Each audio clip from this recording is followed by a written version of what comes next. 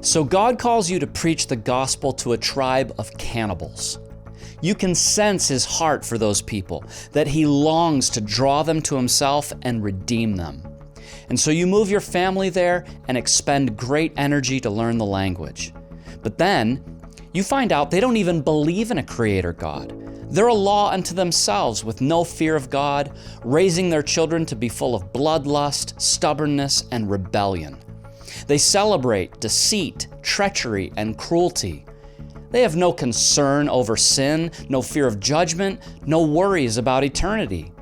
To them, Jesus is a completely irrelevant figure with no bearing on their lives. What do?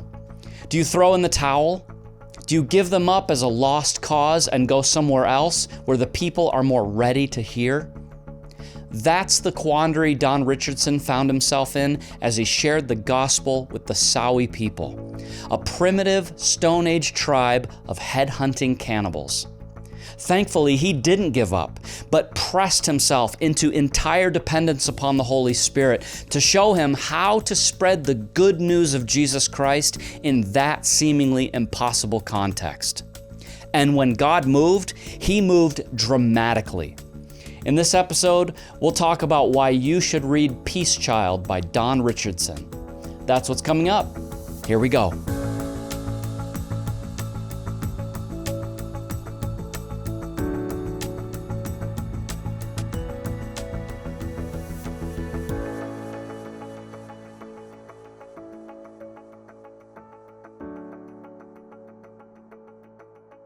All right, so we've got another installment in our Why You Should Read series here on the podcast, and we're going to be reviewing an amazing book called Peace Child by Don Richardson.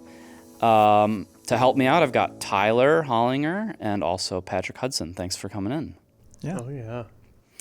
So, okay, just a real quick disclaimer. This is, in some ways, it can be a very difficult story to read. There's some Don Richardson went to a headhunting cannibalistic tribe in Netherlands, New Guinea. So he's an excellent writer. He has incredible artistic skills. An artistic way of expressing himself, which also means that some of the descriptions of the violence are very graphic and can be difficult to read. So just if you got a queasy stomach or if you don't really like that, this book maybe isn't for you. But for others who are able to kind of get past that, the story is phenomenal. Yeah. So we're not going to be able to cover tons. I mean, this is a couple 100-page book, but I thought we could start off by just talking about the call that God placed on his life and what you guys got out of that whole process. Yeah. I do not feel like my comments were should be the first comments. Oh, okay. Sorry. Sure. Well, let me just lay out a couple of things. Number one, Don was a student at a biblical institute called the Prairie Bible Institute, and I thought it was really pretty amazing how he described the purpose for that Bible school, because I think that stands in stark contrast to most of what we would experience today. Like if you just went to a Bible school, like what is the focus? You know, I think there's going to be a lot of focus on language. There's going to be a lot of focus on maybe intercultural training. There's going to be focus on how to build a ministry maybe.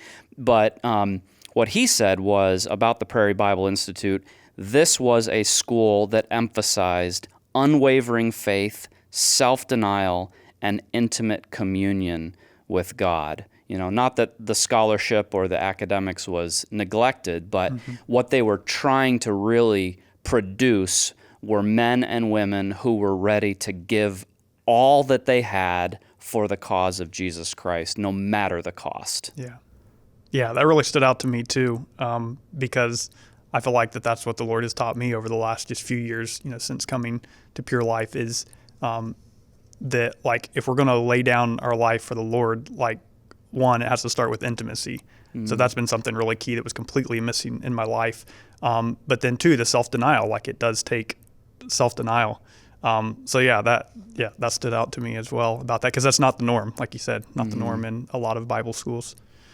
Yeah, I think that even stood out to the guy who was coming to kind of give this call to join his missions organization. Like, he knew that school wasn't the most like gifted academic school, but he knew that heart was in the way it was built, and so that's why he wanted to go there. And I don't know, just it reminds me of kind of Pure Life, like what we talk about. We don't want to just send guys out with like that they've gotten victory over sin, but that they have Jesus on the inside and that passion and that intimacy, because that's how they're going to be really effective. And I think that what stands out about Don's time in New Guinea with the Sawi is how, like, the Lord helped him a lot. You see multiple times where he didn't know what to do, have the answers, but it was his connection with the Lord that was able to help, and it was his faith in the Lord, I think, that was able to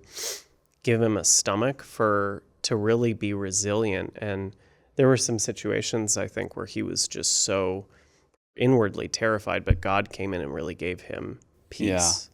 Yeah, and that had been established at that school. Like, this is what it means to truly be a Christian, and this is what it's going to require of you when you get out onto the field, you know.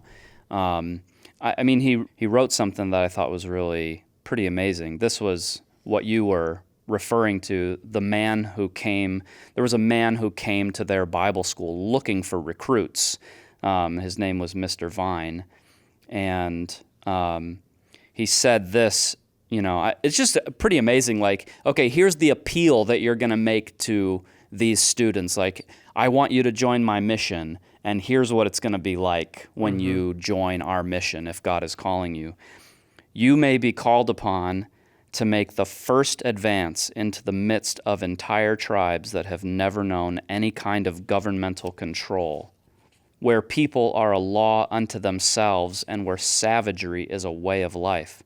You must learn to make yourself and your message understood in the medium of languages never before learned by any outsider. There will be no dictionaries, grammars, or primers to help you. You must produce your own. You will encounter customs and beliefs which will baffle you, but which must be understood if you are to succeed.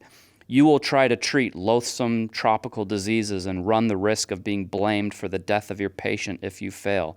You must prepare to endure loneliness, weariness, and frustration with fortitude. Most of all, you must be prepared in the strength of the Lord to do battle with the prince of darkness, who, having held these hundreds of tribes captive these many thousands of years, is not about to give them up without a fight. You know, it's just like, I appreciate that, you know. I feel like that vision of the Christian life, especially for our generation, is just totally lacking. It's almost like we've flipped the whole thing around, which is that, hey, here's how God is going to help you in your life. He's going to help you with your finances. He's going to help you with your relationships. He's going to help you with raising your kids. It's all about like what God's going to do for me, instead of this vision of the Christian life, which is God is calling you to go out and extend his kingdom into the world. And guess what? It's going to cost you a lot, but God is going to be there to help you. Yeah. Yeah.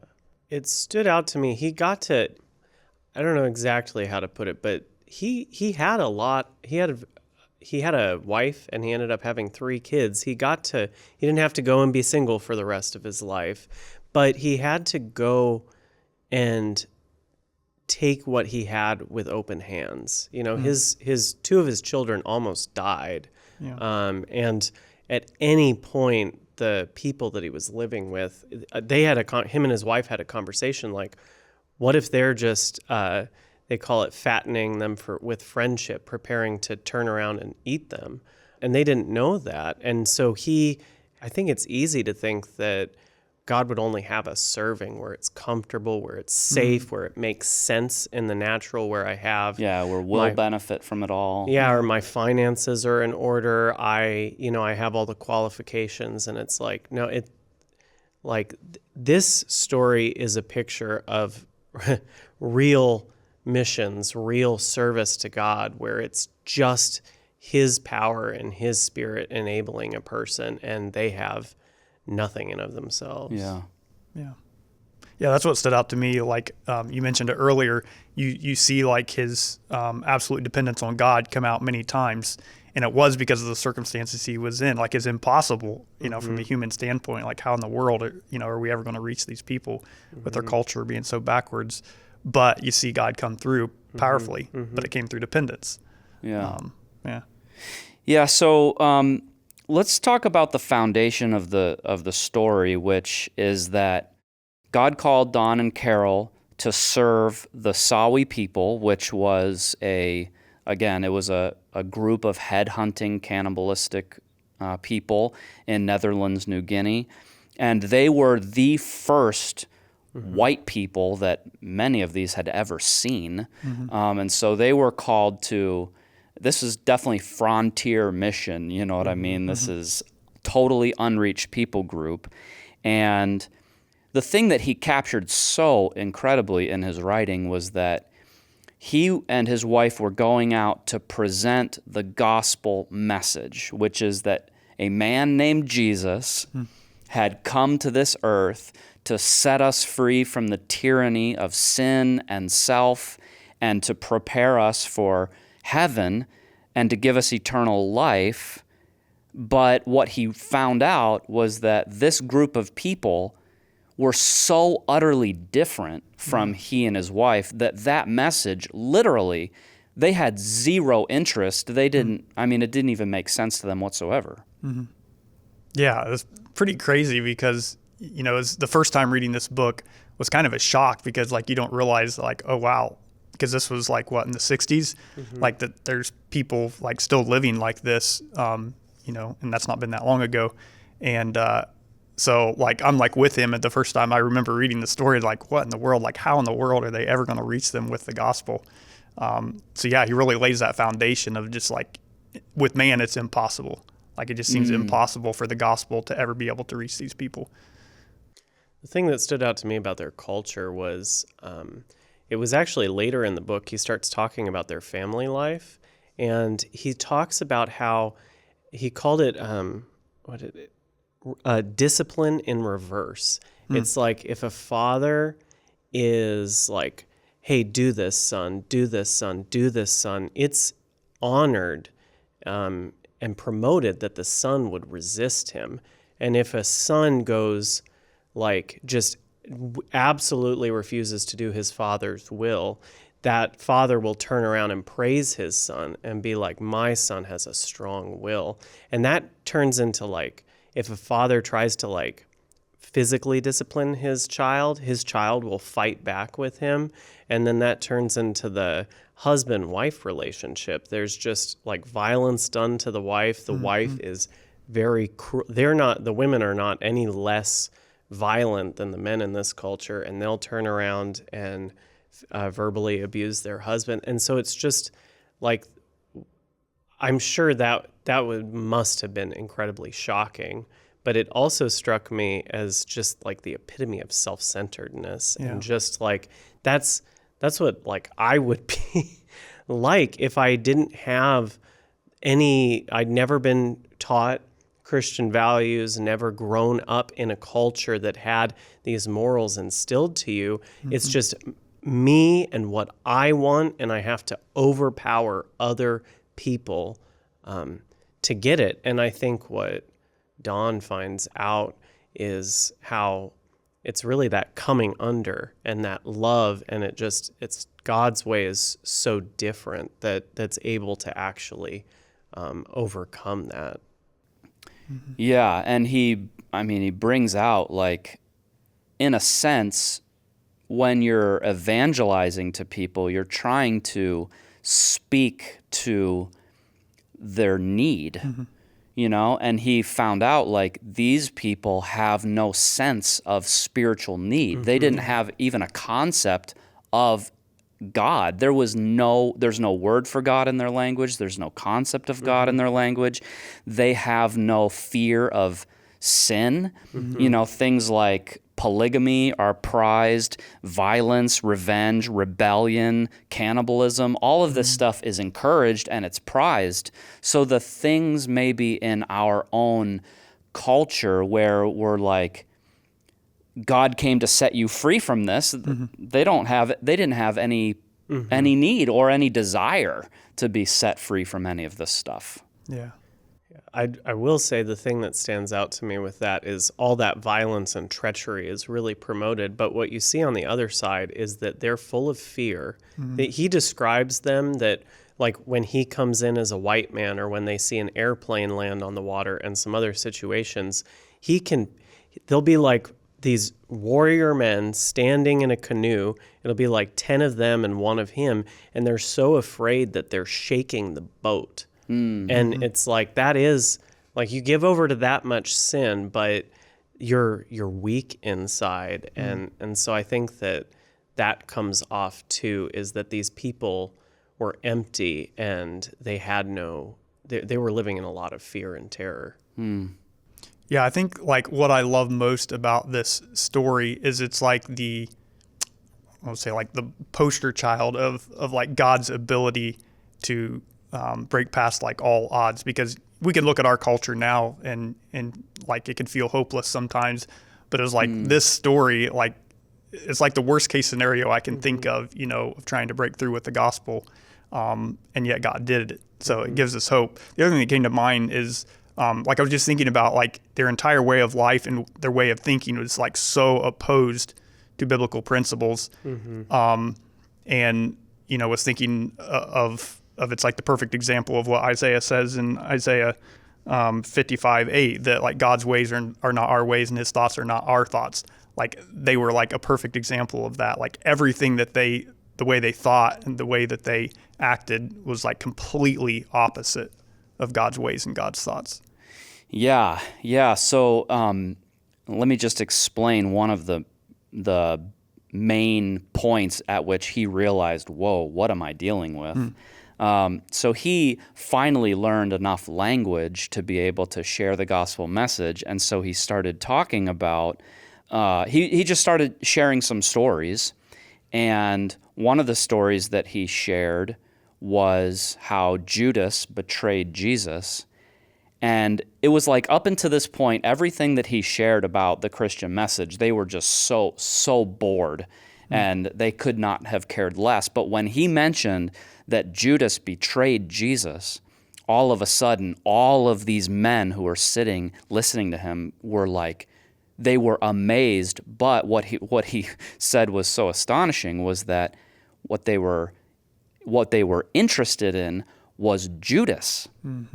And that really, this man Judas had been in the inner circle with Jesus for 3 years, and Jesus had no inkling that Judas was going to betray him. They were like, Judas is a hero. That man, that's who we want to be like. It was crazy when I think I was listening to that in the car, and I got home and I had to turn off like the book right as he said that. I was like, that is crazy. Yeah.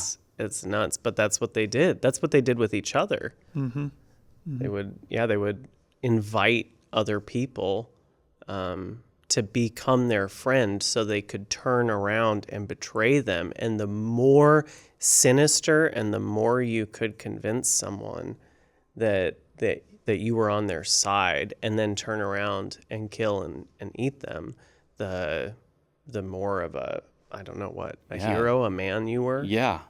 Yeah, like those were the people they revere. Like those were the legends in their culture, was the ones that like took it up a notch. Like he told the story. Like he kind of begins the book with this like story of one of the tribesmen who spends like months like developing this friendship and gaining this person's trust, and then they attack him and kill him and eat him, and he was like revered and honored in their society. Just crazy.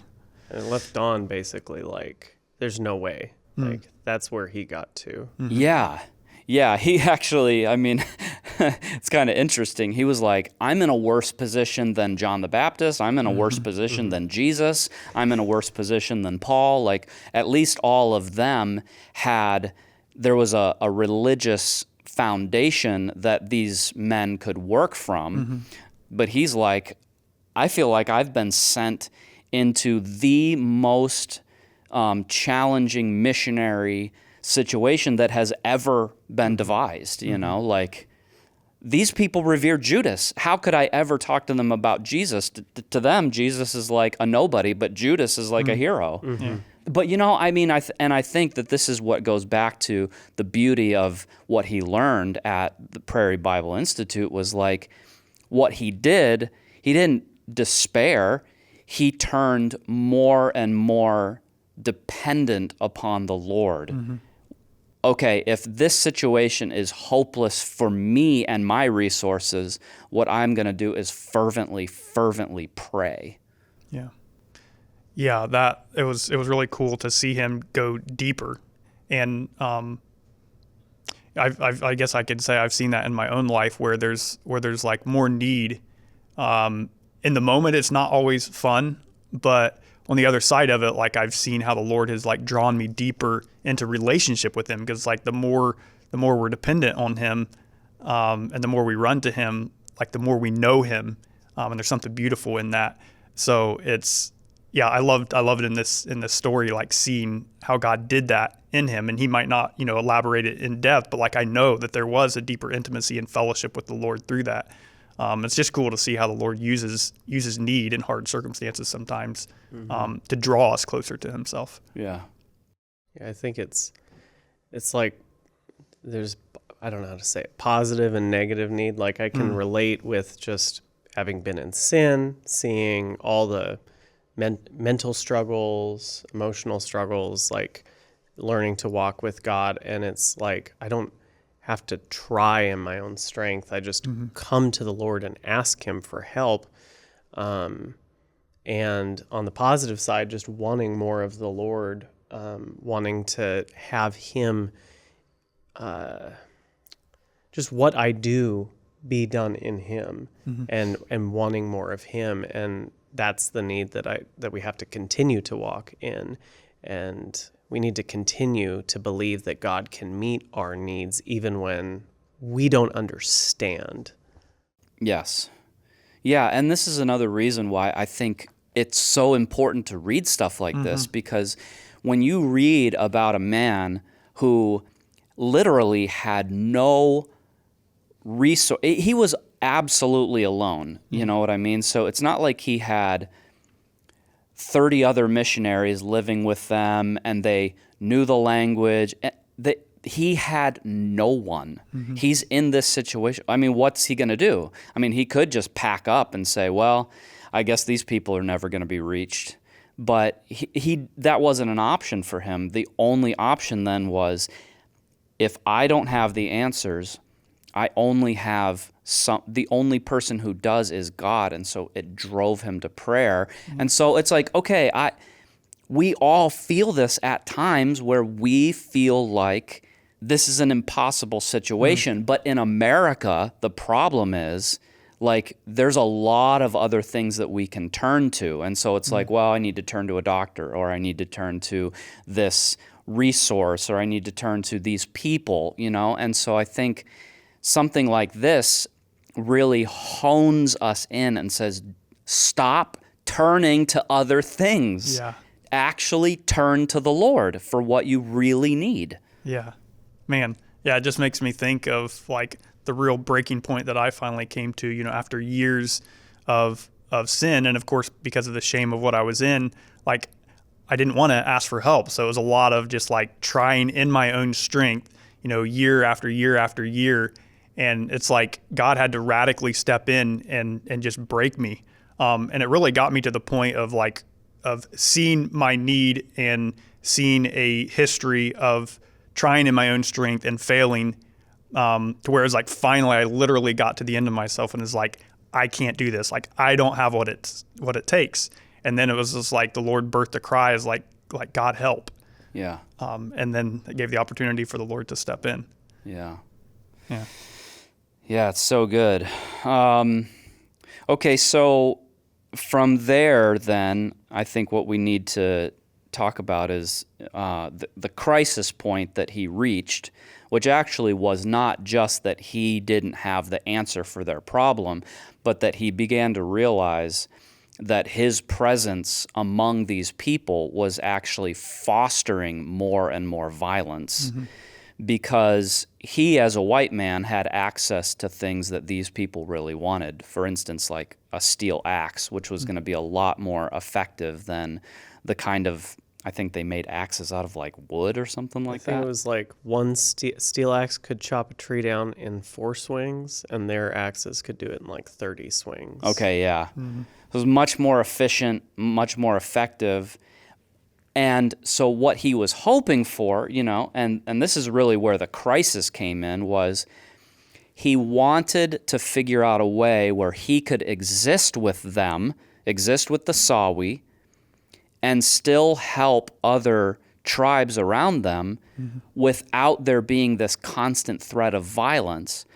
But the issue was, in a culture that idealizes treachery, there's no way to make peace, because every tribe is suspicious that when this group comes over and says, we'd like to be friends with you, that's not just their ploy to turn around and slaughter them and eat them. Yeah. You know what I mean? So Don is coming to the point where he's asking himself, is there any hope that I could actually exist, in this culture without them just butchering each other, right? Mm-hmm. And so he basically tells them, I'm just going to have to leave. I'm sorry. Like, there's no way for me to stay here without this seeming like I'm just a real negative, a real negative on your culture. And then something happens. Yeah, I love, like, this is like the climax of the story, right? And it's like every time I read it, and I've read through this specific part probably 3 times, it's like I still get emotional, because it's like, yes, like you see the key, right? Like him and Carol have been praying and asking God, like what's our end? Like, what's the key? Like, God help. And it's like, it took a little bit of time for like all this to work out, but it's like, this was it. So this is like the breakthrough that they'd been praying for. So essentially, like, what happens is like you were saying, they have reached a crisis point, and he's just like, he doesn't see any way to keep going for their sake except just to leave, because otherwise they're just going to kill themselves. So he just like is basically on the verge of giving up, not giving up totally, but giving up in this specific context and with this specific people. And so he tells them that, and so then they all get together and have this whole discussion. And of course, he's, not part of it, so he doesn't know fully what's going on. So then as you see the story plays out, basically the gist of it is that they have, in their culture, they found a way to like make this work. Because obviously, like, how do you go on as a people with the kind of treachery that they're like revering? Eventually you're just going to annihilate each other, right? Yep. But it's like somehow, back generations before, they've developed this a way through that, like a way to actually create peace. And so basically what that is if you have, well, I'll explain more, but there's like a single sentence that Don says that like encapsulates this. And he says this, he says, if a man would actually give his own son to his enemies, then that man could be trusted. Wow. So basically what you have is like, if one tribe wants to make peace with another, a man has to be willing to give up one of his own children to his enemy to create peace. Like that's the way in. And then that child then becomes like a living like testimony of this peace treaty. And so like if anyone is wanting to come and like break the peace treaty, they're like, no, like I plead the peace child. Mm-hmm. I plead the peace child. And then obviously like, sometimes this would be a one-way deal where one tribe would give to another and there wouldn't be reciprocated. But obviously the best case scenario is where it's reciprocated and you have both tribes giving up a son to the other. And so that's what happens here in the story. You have both of these tribes coming together, and man, like it's gripping. Super intense. Oh man. Yeah. Cause you have like one guy who's like ready, and then his wife's like yelling and screaming, and then like goes and gets him back. Right. And then another one, and he's like halfway there, and he's like, I can't, and comes back. And you're just like in suspense, like, is this going to work? Like, is it going to work? And then finally you do. And what's beautiful about this specific story is that, the couple men that tried it first, like, had multiple children, but the guy that finally like follows through on it, like, he only had one child, he only had one son, and yet he was willing to give him up for the sake of peace. Yeah, incredible. Yeah, and it's a deep, it goes beyond just, okay, now you have this child. What happens is hopefully I can explain it well, that child takes on a new name and replaces someone else's child. And then what happens is every member of that village takes on a name corresponding to someone in the other village. So it's like it's almost like this new life, so to speak, kind of coming in and creating something new in them. And that's what you see, and people start to kind of exchange gifts with each other and actually have like peace. Yeah, it was like unity is what came to mind. It's like they're becoming one in exchanging names, exchanging gifts. Like they even had this dance where they're like circling each other, it's unity. Like they were creating a sense of unity. Yeah, I mean, it's almost like, so Don goes from thinking, I am in the most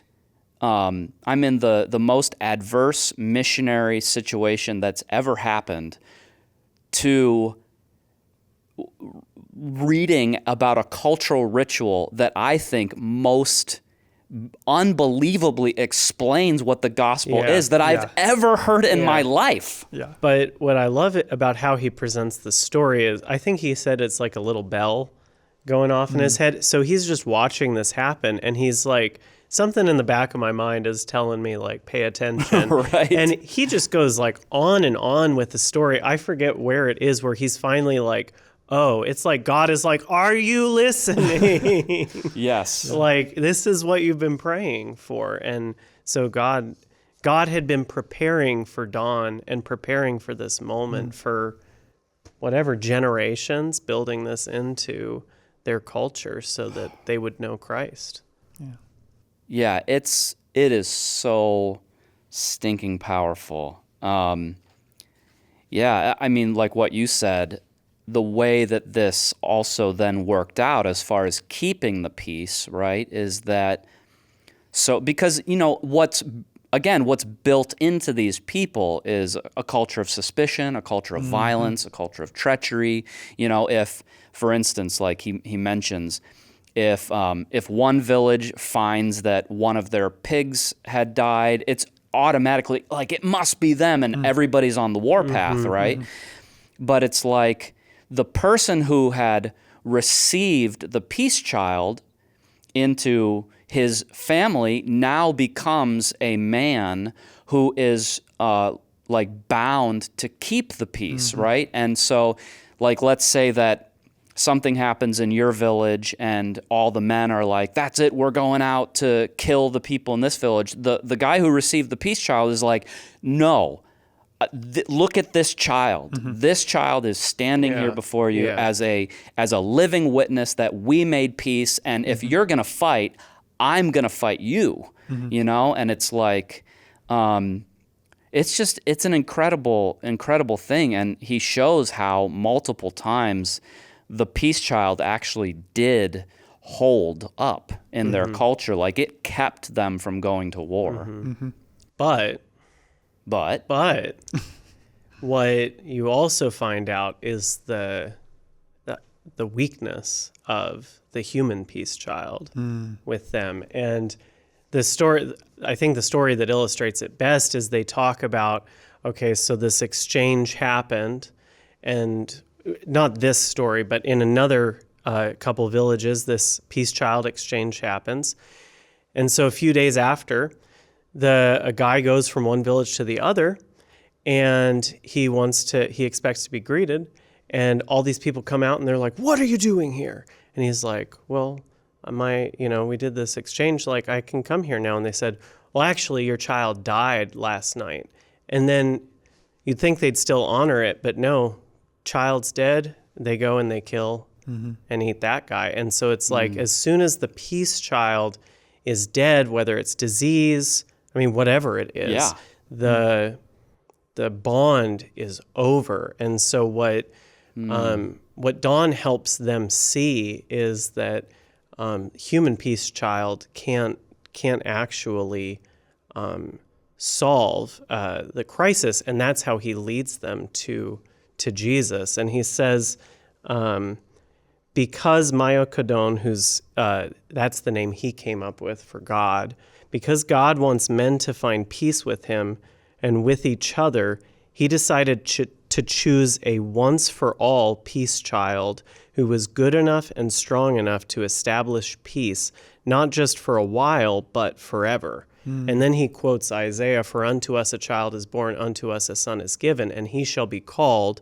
Prince of Peace. Yeah. And so he just convinces them, like he had been telling them about God, how he's above, how he's all this. They see the connection in the giving of Jesus, and they come to believe that, God's peace child is strong enough. And what was interesting to me about the gospel presentation in this wasn't just, there's the obvious us with God, right? But it was also important for them to receive Christ to have peace with each other. Like in Ephesians 2, Paul talks about how Christ unifies all things, and he breaks down the bond between Jew and Gentile. And that's what happens here, is through Christ, these men, they get joy in their eyes that's visible, and they actually have the power within them to overcome the treachery and the not trusting of one another, and actually begin to live together in love. Yeah, that's right. Because there was a story about how, I can't remember all the details, but there was a story about how one group had really done wrong to a guy. And he was just like ready to enact revenge. But Don, was basically like, you can't do that. God gave you his peace child, and that makes it, if you are going to accept God's peace child, that means you cannot harm another person. You must forgive. And so, like you said, it was interesting how in the human peace child thing, it was one group giving it to another and establishing peace there. But in the what they came to realize was that if God gave me his son, that means all of my relationships with, like, I can't be bitter, I can't be unforgiving, I can't enact revenge, because God gave me his son. And it's just, I think it's pretty powerful, right? Yeah. Because, like, I think we can miss that connection in, Western Christianity. It's basically like, well, whatever, like, I'm forgiven, but I don't have to forgive. Yeah. For them, it was, I think, more clear that what it meant to actually receive God's son. Yeah, and, it's such a, powerful story here, how we see the inadequacy of the human peace child, and then we see, the gift of God's own son, as an, eternal and everlasting answer to the problem. It just made me think of, the whole biblical story of, you have the Old Testament where God is calling his people, there's sin, so there has to be an atonement. So you have these sacrifices year after year after year, and they were inadequate to fully remedy the problem, right? So you see God's people come to a point where, this culture came to where it's they're finally realizing this is not, as soon as a peace child dies, now we're back to square one. Yep. We have to do it again and again and again. And Don is bringing the gospel saying, no, there's, God, the everlasting God, the creator of earth, gave his son as an eternal peace child. So you no longer have to make a sacrifice of your own children. God gave the sacrifice for eternity. Yeah. Really cool. Yes. It is. Yeah. tons of people accept that in the Sawi, I mean, hundreds, but there's also people who don't.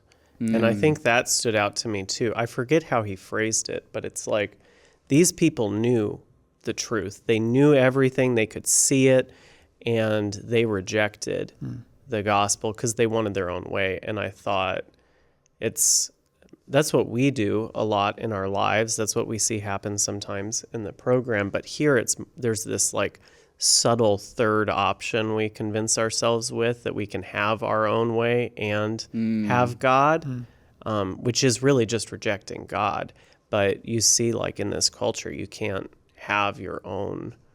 I don't like what I'm saying. Yeah, there's not. It's a lot more obvious and clear. Either you are taking Christ and all that he means for your life, or you're just rejecting. They didn't have like I go to church, but I just do my own thing. Yeah.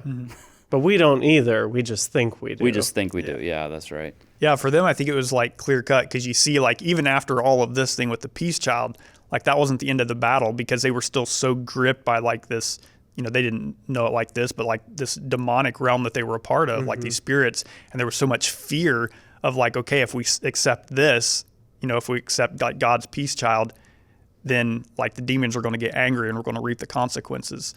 So it was cool, because it was very black and white for them. Like you said, Patrick, there wasn't like a middle road. And they knew, so they had to count the cost. Yeah. There is like so much. We just explained basically the sort of the crux of the whole thing, but then from there he goes on, and there are so many more stories. It's an incredible book. Yeah. I guess we're running out of time. Maybe just some closing thoughts that you'd want to leave people with, or some really encouraging stuff. Yeah, you already mentioned it, but just want to like reiterate like the blessing that books like this is, because like I'm specifically thinking back to the program. I'm finally coming to the place where it's like, okay, I'm realizing there's a better answer than living for myself. And, now I'm seeking the Lord for, okay, what is your will specifically for my life? And, I remember in the program, certain books or movies about other people that really did lay down their life, like begin to put a call like inside me. Like there was like something deep that was like, even though it was hard, and you see literally people like giving up their life for the gospel, yet like it produced something in me, like a yearning, like I want to do that. Like I want to know God in this way. And I feel like this book has done that as well. And the other thing that stands out too is you think about like Don and Carol, like they had to know deep down that this was God's will for them, or all the adversity that they faced was going to make them give up. Yep. And I just think about, like Ephesians 2:10, like we're created in Christ Jesus for good works. God has specific things for us to do. And until we're like walking in that, we're never going to experience like the peace and satisfaction. And I look at my life now, and for the first time in my life, I can say with 100% confidence, like I'm doing what I was created for. Yes. Like everything in the past never fulfilled. Like it always left me empty, and I was always pursuing the next thing. It's like you try one thing and all right, that didn't bring satisfaction. So it was always the next thing and the next thing. I'm not looking for the next thing anymore. Like I'm fully content and satisfied for the first time in my life, because I'm finally like doing God's will for my life. Yeah. And that's what really stood out to me, I guess, from this story too, is their testimony of that. Like you can tell through the story that there was an assurance that they were in God's will, and that's what helped them persevere through all of the difficult circumstances. Yeah, I think I will reiterate, reading books about other people's lives is just so helpful. And I think for me, I don't have a lot of time to read a lot, so I feel like the Lord like puts a book like you told me I was reading this book. I'm like, okay, well I have to do it in a month. But it's like God uses it, and He begins to teach me things, and like sometimes I don't know. It's like the truth gets deeper in, and one of those things for me in this book happens actually pretty close to the end. They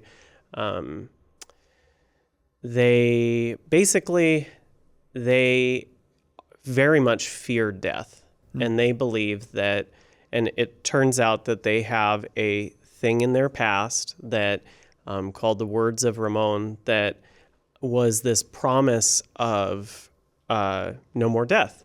And the problem with that is, though, that in their culture, they had created this grotesque ritual to basically desecrate dead bodies and humiliate and just gross stuff for themselves to try and bind the spirits with an oath, like you have to give up. One day you have to end death. And I guess I was just reading that, and I'm reading these like people doing these horrible things and how they don't like doing it. You can tell it's affecting them. And it was like, all of a sudden I was like, wow, how often do I look at God as if I have to like twist his arm or, I just saw that instinct in myself to not trust him, to not realize that he's good, that he's on my side, but how different he is from what we put on the idea of spirits. We think that they're against us, but what we learn about God is that he's for us, that he loves us, that he's on our side, that he wants to give us freely. He did that with Christ, and he wants to do that. Like he's just given us resurrection life for free. And so I don't know, it just got into me really deep. Like I need to really make sure that I'm seeing God correctly, that I'm seeing his, that he's with me. Yeah, and I think probably the biggest thing that I came away with from this story was God's sovereignty. Don says, I think it's in the introduction, he says, the key God gave us to the heart of the Sawi people was the principle of redemptive analogy, the application to local custom of spiritual truth. The principle we discerned was that God had already provided for the evangelization of these people by means of redemptive analogies in their own culture. And it's cool to see that like play out, that God had allowed like things to come in their culture to like pave the way for the gospel to be presented, in the right time. And it's just like, man, yeah, God is sovereign. I can see it in my own life, and it's cool to see that play out in this story, that God so loved these people, and even his like patience. And it took generations, but like there came a point when God says, "Okay, now's the time," and he had his way. Yeah. At the end, he says he has this cute little story where his wife's reading a story to his 3 kids. And she's reading The Prodigal Son. And I think I almost like cried in my car listening to it, because you got the point that he was making, that the Sawi people were this son that was off in the far country. And one day God said, like they came running back to him, and just the love that God, just eager to receive them back, no matter how dark they had been, no matter how wicked, just wanting to fall on them with love. Yeah, it's an incredibly powerful book, so I hope people will definitely take advantage. Hopefully this like kind of gave them a little taste, and then go to Amazon. Hopefully we didn't spoil too much. No. There's a lot more here. This is what we talked about is just the tip of the iceberg. So Peace Child by Don Richardson. That's available at Amazon. I don't know. I'm not a salesperson for this guy, but it's an amazing, amazing book. Yeah, it really is. All right. Thank you guys for coming in. Yeah. Hallelujah. Hey, so if you enjoyed this book review, this is actually the 6th one that we've done. If you want to check out the others, you can download our smartphone app from your app store, then select the Pure Life Ministries podcast and look for the Why You Should Read series. That's it for this episode. God bless. We'll see you next time.